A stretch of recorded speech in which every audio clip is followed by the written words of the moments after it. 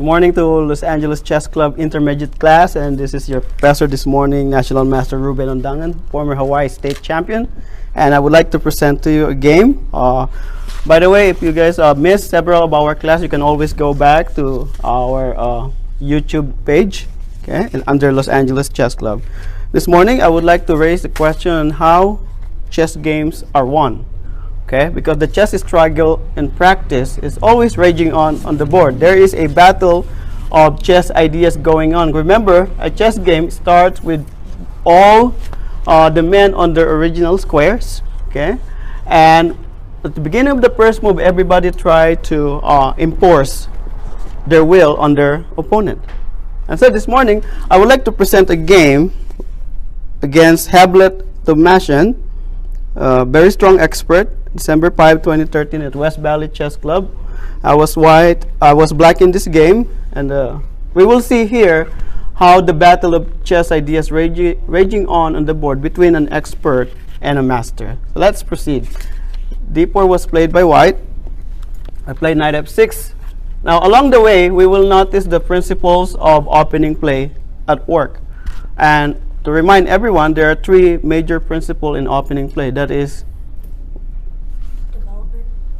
control the center first, develop your pieces rapidly, and third one, protect the king or castle. Protect the king or castle, or place your king into safety. Principles of opening play. Good. Very good. You guys remember. C4 was played, and I played E6 in this game. Now here we see a very hyper-modern type of opening. Black plays the knight on F6, so it is more logical to bring out another piece from that side of the board. Very important, because that will facilitate immediate castling for black. Okay? Any question? So after knight c3, the battle of chess ideas here, white tried to gain momentum in the center. Black tried to indirectly defend the center. So you see the battle, okay? And let's see how whose idea works well here in this position. Black played bishop b4. The plan of knight c3 is to erect a pawn on the center. Black indirectly stopped that momentarily by playing bishop b4, preventing this move e4 because of the knight capture. Everybody follows that? Yes. Okay. Very good. So this is a very indirect approach of controlling the center. Not only that, the principles are at work.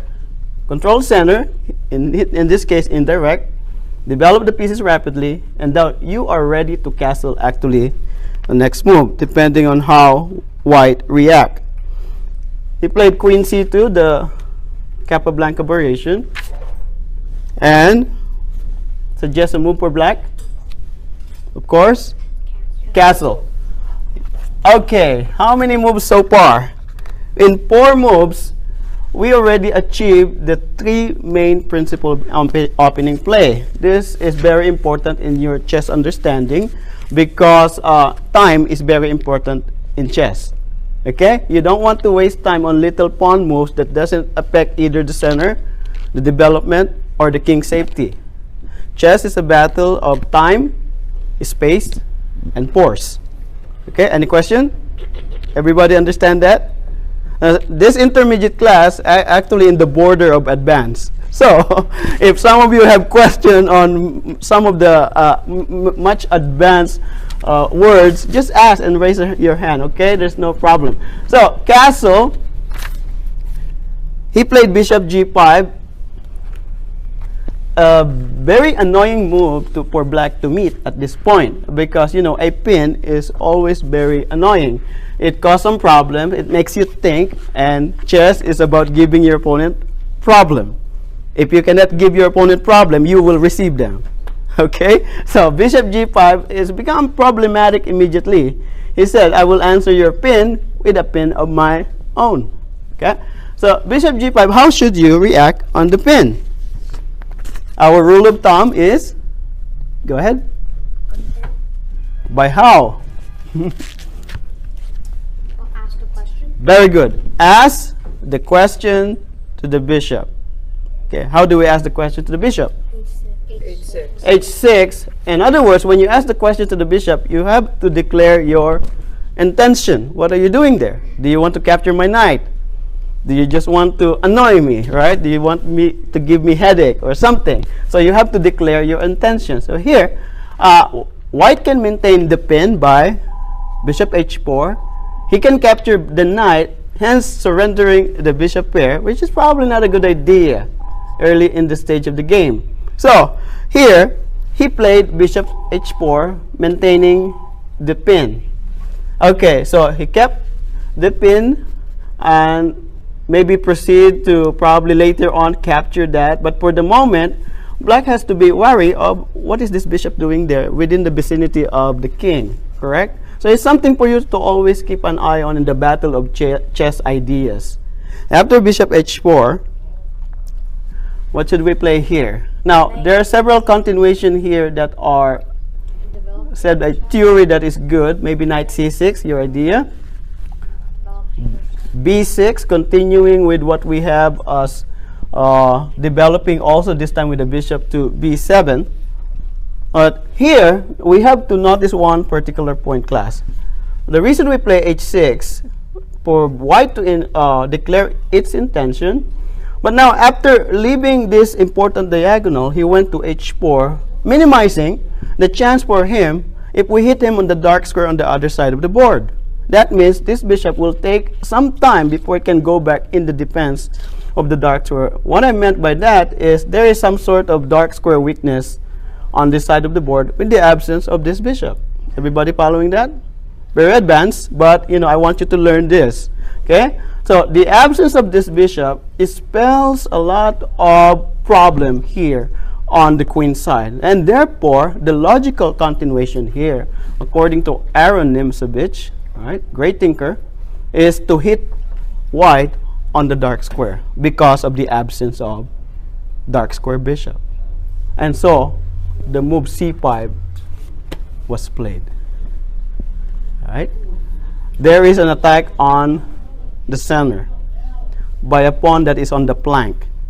With the importance of pawn, let me remind everyone that these pawns, they have no they are not equal in their value. Okay? The one in the centers, e4 and d4, have more value than the one on the sides. Especially the farther you are to the center, the lesser the value of the pawn. Right? Not numerically, because everybody considers that as 1 point, but you know, with the importance of control of the center, mobility, right? Closer to the king's safety, and so on and so forth. These are factors that are not covered in the books, even if you buy a book anywhere.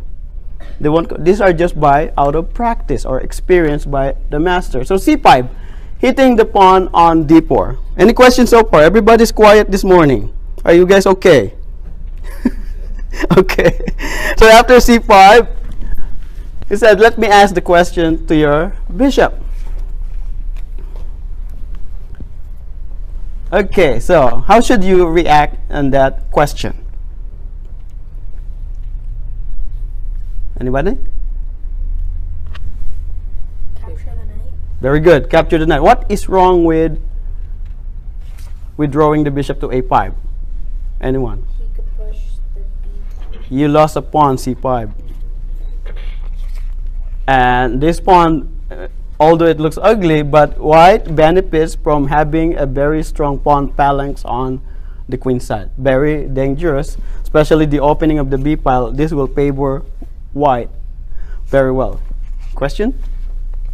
No, but also if you move it back, you're also 2 spots from getting back to defend, right? Correct. Not only that, when you have brought out your bishop early in the game, you should be willing to surrender it at the given moment. Okay? Otherwise, withdrawing is a waste of tempo. Okay? So here, the correct response is you need to capture with check. And here, thinking about the geometry on f6, white said, okay, I will not capture with the pawn. I will capture with the queen, so that after pawn takes pawn, queen takes, we have geometry on f6 that was hit by 2 white forces. Therefore, the chances of bishop takes, pawn takes, there will be a compromised position on black's king. So that was his plan. And let's see how it works. See, after queen takes d4, what should you play here? You have to evaluate what will happen on the capture. Is it okay? Is it good? Is it bad? You say the king is already safe. Okay, we're approaching the end game. And a weakness, if this is what your problem will be, and pawn capture.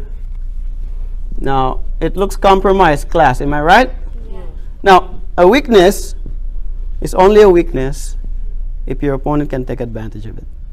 Okay? Go ahead. Couldn't you have also taken with the queen? Because then it's If we take with the queen, we have an end game as well. And both queen will go. But this will be it's slightly better for white because based on the structure, white is more secured, not compromised pawns. It's better, but this is very hard to win. What black has on his disposal is the activity, the possible G file, or what we call the dynamics of the position that was given him. And so, before playing my next move, I have to evaluate what's going to happen if he capture. I said I could most likely defend the position in the end game and at least hold the draw. It's not too dangerous. Okay, and so I proceed with development here. Knight c6. Right, knight c6. Because look here, if he captures the knight, say to the queen. We take queen. we take the queen, and if he takes the queen, We take with the rook. no, Oh, we go to c2. we have a check. That was our trick. So you see the battle of chess idea. Very tactical, you know. There are tactics involved in every chess game. Go ahead. Now also consider that white's king is uncastled. And so it's not secured. So knight c6 really does the trick here. It looks at first that white looks very good, but in chess, looks are very deceiving. And so here, class, after knight c6, the queen, where does the queen go? C3. c3, maintaining the attack on the knight on f6. Hopefully it could happen, it could make something out of it. But after queen c3 now the threat on f6 is really serious. So here, black has to make a decision to burn all the bridge before him, right? Burning the bridge, b5, g5. Attacking the bishop. Now, a lot of you will suddenly, oh no, that looks very dangerous. Now, what did we achieve here, class? At the cost of compromising, which is long term, okay, our king's position, we attack a bishop with gain of tempo. In other words, the bishop no longer have an attack with the queen on f6. The bishop has to move, and therefore bishop g3 has to be played. And here, we only have one undeveloped piece, or two, the rook on a8. Your opponent is lagging behind in development. This move, therefore, is justified, right? As a temporary move activity while your opponent is at home watching TV. Okay? They are not yet developed. So after g5, bishop g3. Here, when you play something like this, very active, very dynamic, highly imbalanced move, you have to take consideration about time. It has to be done immediately, quick, blitzkrieg type, or else when your opponent recover, your weakness will actually really tell. Go ahead. What about if you go back if you played e5? If I play e5. Now, once you play e5 here, I'm already watching on that glaring weakness on d5. That doesn't look very nice. No, not to mention the backward pawn, which is on d7, it can only go to d6. And for example, rook d1 or even castle here, strategically, white is already better in this position, right? The rook has the only open pile on the board. Very dangerous. So be careful with also pawn moves. However, here, if you say, Ruben, you said that be careful with pawn moves. Why is this the lesser of two evil between this move and that? Okay, here, the difference, this class achieve only one idea, and that is to prevent the capture, correct? This move achieved not only the idea of preventing the capture, it gains a tempo, it frees the knight to take action on the center. Now remember, the queen is on c3. Removing the pin creates a possibility of knight e4, causing problem to the white queen. Am I right? So that is the idea. When you play g5, you have a continuation in mind. Okay? So here, after g5, bishop g3, guess black's next move? Knight e4. I see. Why are this type of moves even allowed in this type of very important games? Right? g5, a lot of people will question that. Knight e4 moving the same piece twice while the rest of them are not yet developed. Seems like violation of chess principle. In every rule, there is always an exception. You learned that from your teacher. Okay? So knight e4, the queen has to move. What did we gain on these moves? This one gained a tempo. The next move gains another tempo. The problem for white, where should I go? Okay? After knight e4, queen can go c2 or d3 attacking the knight. Now, final move for black for me that will really give white some problem. D5. Knight to D5. Knight to C5. C5. knight to c5. You just dancing tango with your opponent's queen. So, so you might as well, when you play knight e4, you need to have a clear idea in mind. Knight B4. Knight b4, you just capture the pawn. Knight takes Knight takes bishop probably is good, but this is what's going to happen. The opening of the H file suddenly spells disaster because the gates of hell is open towards our king. Okay? And this is really sorry situation for black immediately. Oh, yeah. Remember, white is not committed on the king's side. That's the problem about capturing too early, and then it open up the floodgates of hell for your opponent. Give them a lot of counterplay. So here, the correct move why I played g5, knight e4, these are all connected. Every move in chess needs to be connected with one another. You're not playing a series of abstract moves. That's good in painting. You're a Picasso. Not in chess. You need to be connected with one another. That consists a plan, a strategy, or an idea. So here, the idea of knight e4 is now clear after Queen. a5 check, because the question is, how should white block the check? Oh. queen d2. Oh. Oh. Either give up your castle or queen D2. Yeah. Right? Because now your plan b4 falls into your idea of who said knight takes b4 earlier? Tell me. Cannot be captured because of the pin. So you see now the combination of series of moves of black that are all connected from g5 to knight e4 and queen a5. These are all considered under plans. Now white lose the right to castle. He only have one move. He cannot intercept with the queen, correct? Because he will lose the queen. This one is checkmate. c3, you lost the queen. So king d1 is the only move. Don't you like to play something like this against an expert and you see their face turn red and they're shaking their head and, you know, it's just, and they hope that nobody will be watching their game because it's embarrassing. Am I right? It's very embarrassing for so early. What happened to your king? There's a complete disharmony in your position. So next move. Knight b4. Queen. Knight b4 looks good, actually, taking advantage of the pin. But I said it's not enough because You lose your knight. I lose my knight. Not only that, the rest of my army are not developed. So first thing first, Develop the bishop somehow. how? Pawn D6. b6. D6. What about this knight that is about to be eaten by D5. opponent's queen? D5. There, we had to open the d pile because look at the lining up of the queen and the king.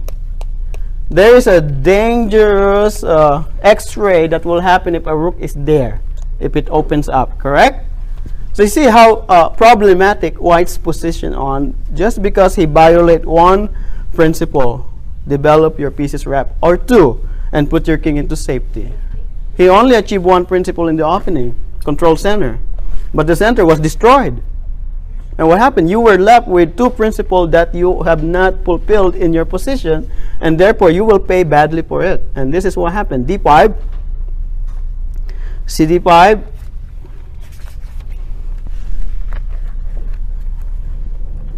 You create the X-ray now? well, the X-ray can be played. Actually, that's probably the best move, but after queen takes e4, It's not anymore. it's so unclear that, but I believe the computer says here that you have to capture the, you put the rook on d8. Instead, because we are human, we want to make things sure and clear. You know, we cannot see that far. I'm just a regular master.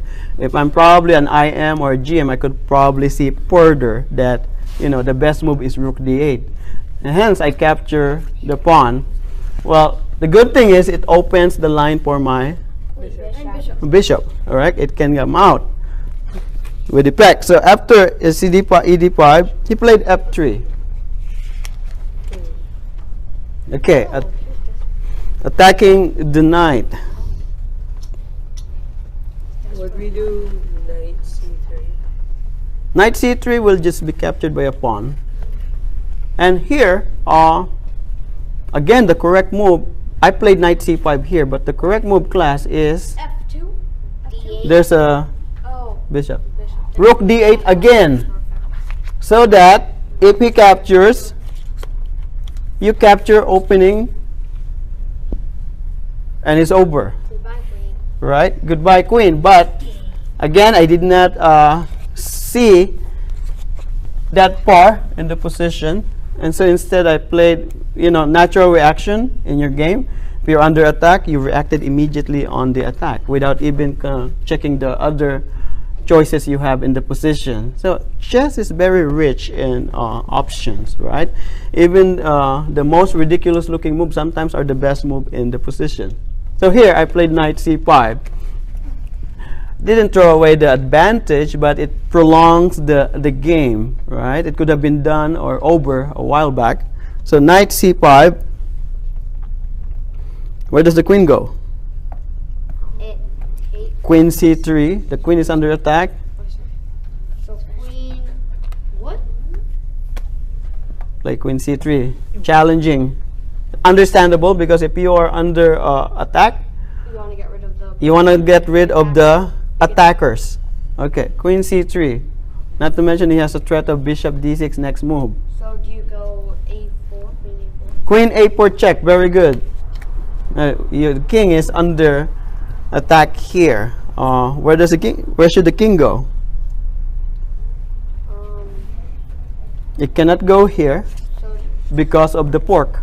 e2. so it doesn't go. e1. Doesn't It go? can't go here because of the pork as well. So e1. So it has to go back, whether you like it or not, to where it came from. Go back where you came from. King E1. After King E1, Knight B3. These knights are galloping for a while, right? We've been from F6 to E4 to C5 and now to B3. I like horses. You know, they're very interesting piece. You know, their movements is very hard to understand sometimes. The Knight B3 creates an attack on the rook on A1. After Knight B3, where should the rook go? D. He played rook D1. You see here how long already we are in the game. Right now we are on the 18th move, and you notice that the whole king side is frozen. That's not very good strategy for what. And this guy is an expert. Right? Now, did he play bad moves? No, he did not. What we did is we created problems for him that in a game 90 tournament, it's very hard to find the correct continuation with the time ticking on your side. It's difficult. Game 90 is given 1 hour and a half each. That's about 3-hour game. So here, even in game 90 against an expert, they will have a lot of problem trying to find the best continuation, put up the best resistance, give the best defense in the game. So it's very difficult to play chess, okay? But let's make it simple here. After having some sort of advantage, this class is what you need to remember. Do not let go of the advantage, okay? So how should we continue? Continue to attack. How? This is threatened. Oh, pawn d4. D4 attacks the queen. You know, every move contains a threat. A threat cause your opponent problem. It makes them think. It costs them time on the clock. D4 not only threatens the queen, but it reaches beyond the 4th rank as some sort of advantage in space. Okay? Advantage of space, gain of tempo, gain of time. After H4, after D4, where does the queen go? Go to d. Queen C2. So you see the white pieces are going back and forth to their squares that they've been there, right? And they are basically pores, right? The queen has to go to these squares by force, no choice. So after Queen C2, now where should we develop the rest of the army? Oh, so bishop f5. Bishop F5 is eaten immediately. Thank you. You're becoming a Santa Claus. Right? So we want to develop the bishop, except that there's no good place for the bishop yet. For example, Bishop D7 is probably playable, but that's just simple development for development's sake. In chess, you need to develop with an idea, with a plan, with a concept, or part of the whole plan in the position. So here, the most important, Rook D8 is defensive. Remember, Rook e8. Rook E8 gains the open pile, prevents white from freeing himself. He wants to bring his forces out. And one of the ideas is to open this up. But now that is ruled out, okay? Because we will simply capture the pawn. Not with the pawn, but with the rook, with check. And so here, white is in a kind of dilemma here, all right? A quagmire. On a pickle. Very dangerous position. So, what did he play here? After Rook E8, he suddenly play, I have to do something here. I cannot wait for me to get killed. I might as well do something and create some mate. Now, you see the idea of this move is to create a geometry on focal point H7. He can achieve that by opening the H file. Now, that's easier said than done. Okay, so after H4, what should we play here? H4. This. Now, does the bishop have a place to develop? Here, there is an incident going on G5, and a very serious idea of opening the H file. Now, at this moment in chess, you have to set aside all your intentions in the game and try to find ways to defend or evaluate the seriousness of your opponent's threat. This seems like a very serious idea. So we have to bring the bishop here. However, the queen controls that. So Rook e5. So what should you do to make that bishop F5 possible with gain of tempo? No, not Rook e5. That's terrible. There's one here. Also protect this G5 square. You don't want to capture with the pawn. You want to capture with a different piece. So therefore, there's one that fits the bill here. There's knight e7. Knight e7 blocks the rook. You know, you want your pieces to be in harmony, coordinating each other, not stepping on each other's way. The correct move here is queen a5 check. Oh. With tempo, your bishop f5 will arrive just in time. Okay, because the king has to make a move. So after king f2, now we want to play bishop f5 immediately. However, it's not possible because we left the knight on b3 and free, and therefore we have to create tactics based on the position of the king. So he wants to really open up. We will not give our opponent time. Oh, a1. So the correct move here, you see the king here? Play a piece that creates an X-ray attack. Rook F8. That's very poor. Rook F8 from an open pile to a closed pile. That's not a good C5. strategy. Queen C5, but the queen takes capture or queen takes knight. The good idea. The correct move is B6. Oh. Now if he captures, white wins, black wins by check. You got the idea, right? Very sneaky. That's mate. Black is very sneaky here. Your opponents have a threat, but you answer the question with another question. Okay, you want to give me some problem? I will give you a problem in return. So here, this is much serious than capturing. So we really throw the ball back into white's court. You deal with this problem first before you can even capture my pawn. So after queen b6, he has no choice but to go back to e1 again. Oh my god. There's no choice. The other move is probably rook d3, but after bishop f5, that's just very bad, right? You see that? A skewer, a barbecue, a kebabs. So he has no choice. He shake his head. I can't believe I'm being forced again on this square. I hate e1. He's probably saying to himself. He keeps coming back here, e1. Okay, now we achieve a lot of things in the position. After king e1, we don't want this to be open. So what should we do? Bishop F5. Yeah. It's free. Oh. No, the queen is not there anymore.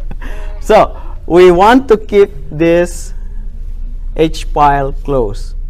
We want to open the bishop's development. So we want to prevent the knight getting here to develop. There's no other place to develop. So the move is Push? G4, push. Yeah. Keep the H pile closed. Freeze everybody on the king side. Giving future for the bishop in case pawn takes. You have bishop takes pawn. Very beautiful, right? So I move, in order for it to be considered good or excellent, it needs to contain not only one idea. Two or more is necessary for the move to be considered good. If you make a move and it doesn't contain any idea, that's considered a mistake or even a blunder. Okay, but a move, if it contains at least two or more idea, that's a very good move. You ask yourself, okay, if I play this move, what is my idea? Don't make a move without any idea, without any purpose, without any plan. Okay, you're not playing shadow chess.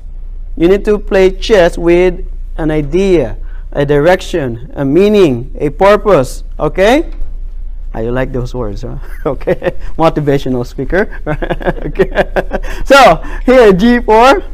What should we play? Bring queen He back. captured FG4, helping white, black to develop. Take with the bishop. Bishop takes G4. Okay. Now, one more piece on the corner and black is fully developed. Our only problem is insecure position of the king. However, there is no way for white to really take advantage of it. And black's forces are also active. White's king is in the center of the board. This spells disaster for black in the coming moves ahead. So let's see how black wrap this up. After bishop takes G4, finally, the knight seen the light of day. Knight F3. Okay, is there any way for us to develop the rook with Ipek? Rook C8. Very good. Always remember those X-rays, okay? So you see, either the other rook is on the king, X-ray, the other rook will be on the queen, X-ray. Wait, Alright. then It's- that next move you could. That's how you play chess, okay? You create threats, alright? You create problems. You make your opponent think. And so after RAC8, guess what he did? He went crazy with knight G5 and said, I will checkmate you. On H7, he was been aiming for this H7 for how long now? Maybe 7 moves or something. He's dying to get there. I want to finish this guy. He's been causing me so much pain and suffering. No more. Okay, let's see how strong he's laughing so hard. Let's see how strong the idea. What should we do? Okay. After that knight on g5, what should we do with that knight? Do we let it linger there near our king? No. We do something with the knight. We use that X-ray. We use the X-ray attack. We use the X-ray attack. Extra attack how? Like we move the knight somewhere, which challenges. But then we get checkmated here on f7. It's checkmate. Right? You see, if knight he wants to play knight b4, he said. The king could escape to f8. Queen check. There's no escape here. Suddenly the tables turn and we will cry for the spilled milk. Okay, so that's and how many times it happened in your chess game that you lost the thread of the game and the opponent turned the table around just because you are confident that your position is winning? Remember, the game is not yet over until it's over. It's over. You have to focus to the very end. So here, we have to remove the threat immediately, whether you like it or not. Capture the knight. Okay, so we allow the opening of this floodgate. Let's see how we can defend it. HG5. Now what? Now do something. Now do something. Now you worry. Okay, what should we do with this open file? It looks dangerous, but it's not as dangerous as there was a knight on g5. This can be defended. D3 is probably done at this point. Okay, after rook takes d3, you have, for example, rook takes d3, you have knight b4, and there are a lot of problems in the game. Now here, I believe our time control, we're almost reaching to the near close minutes. So I found a way to get rid of this, and thinking that allowing the check is not really a problem. I went queen a5 check, which is not a bad idea. After queen a5 check, king f2, and Say hi to your new queen f5 check. After we won a piece, let's trade pieces. The easiest way towards a win is material. Okay, so queen takes, bishop takes. So what happened? We are ahead a piece. We're still with a better position, right? Yeah, he played bishop f4. Let's see, no further comments in this game because it's not necessary. We're ahead a piece. Not yet, you know, the Hamlet Tomashin is very stubborn, so he continued for a few more moves. After bishop c2, rook e1. Maybe now d3. Knight e5. Threatening knight d3. Threatening a lot of threats actually. Knight e5, rook h4.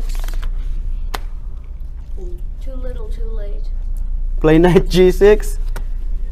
Too little, too late. Okay. That's Rook not g4. Too late. Anybody? Rook e4. Rook e4 is good. This is doesn't look very good here. These two. This Knight. bishop f5. Bishop f5. Right? Where does rook here? Good. Knight takes bishop. You can play knight takes bishop, and after knight takes bishop, he has f3. rook f3. So instead, bring the other knight here and just force your opponent to give up his ghost. You know, give up his spirit. Bishop d6. Knight c5 resigns because there's no. The knight e4 check. The bishop on f4 is hanging. Is just very bad position. And by the way, this bishop never ever came out of the cubicle. White flag. Yeah. White flag. So I hope you guys enjoyed that game.